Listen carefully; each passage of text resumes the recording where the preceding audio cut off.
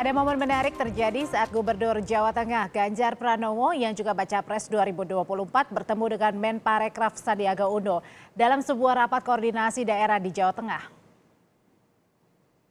Ekonomi Kreatif Republik Indonesia, pas sekali waktunya.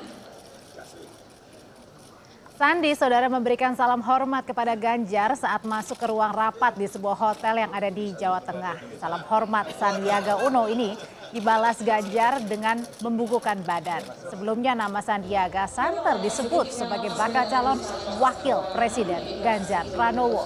Namanya sempat disinggung Jokowi sebagai calon wakil presiden potensial untuk Ganjar.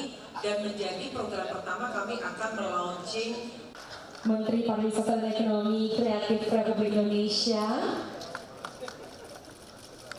pas sekali waktunya.